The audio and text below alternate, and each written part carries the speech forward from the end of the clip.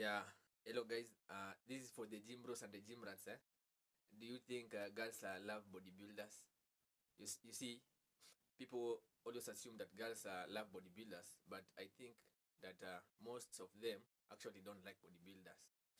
And I'm going to tell you why.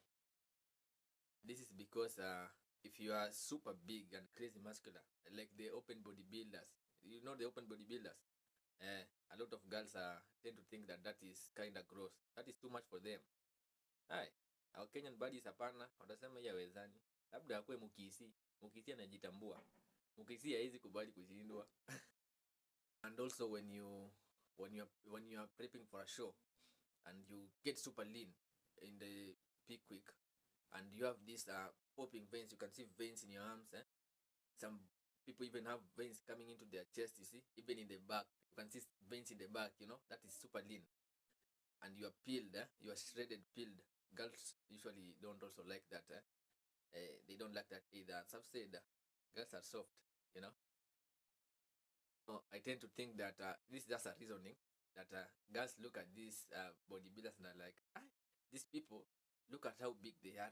They just look tough, freakishly muscular, and they're like, mimi huyu hata nikijama hizi akanipetipeti, huyu hata hizi akanibembeleza. They just look tough, but they forgot that it's not the outer looks, it's from the inside, bodybuilders are very soft, in the inside. Most of them, they are very soft. Unaweza simp. Maybe imagine going to your friend and you're bestie, angalia mtu with all these muscles ana simp kwa my DM, ako hapa analia. I love the off-season look. Let me show you the picture of a same bodybuilder during the off-season and during prep. Most definitely the peak week. Look at the difference. Look at, you see, during the off-season, the guy looks actually softer, and during the prep, guy looks harder, shredded. Look at the veins. Look at the muscles. Look at the striations. Girls tend to think that that is too much for them. Girls are soft. I repeat, girls are soft. Now, for those people who will say that losing body fat is very hard, this one should clearly tell you that you are actually wrong, because bodybuilders actually, they prep for like 12 weeks. You can see they move from being so soft like this and looking, their body fat is quite high, to being super shredded like this, in just 12 weeks. They just put their spoon down. Most people, when you tell them to lower whatever they eat, mtakosana nao. Kwanza akiwa watu wa huku chini, hii upande ingine hii. Hey. Now when I say that girls don't like the shredded look of bodybuilders and the peeled look of bodybuilders, doesn't mean that now you become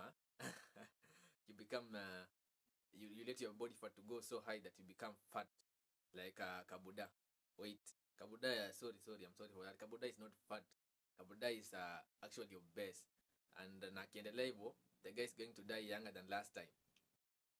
Now, as I conclude, I've been thinking that maybe that's why the open bodybuilders just don't like people who compete in the men's physique category.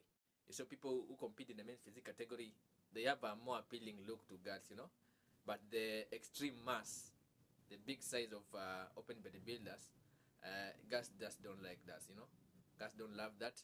They tend to shy away from that. They think that is too much.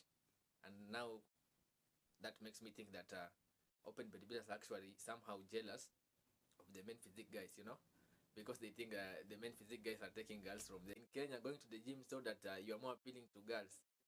That's a long shot. Kabuda kiingia hapo na ganji zake, hivyo ndio umegongewa. But I might be wrong about Kabuda. Uliona pali someone is saying that wewe endelea tu kula juu huwezi kula dem. But my point is that in Kenya, wasichana, they don't really care. Bora tu uko na pesa. Hata kuja na kitambi yako inafika huko, wewe bora uko na pesa. Ganji ndio inabonga.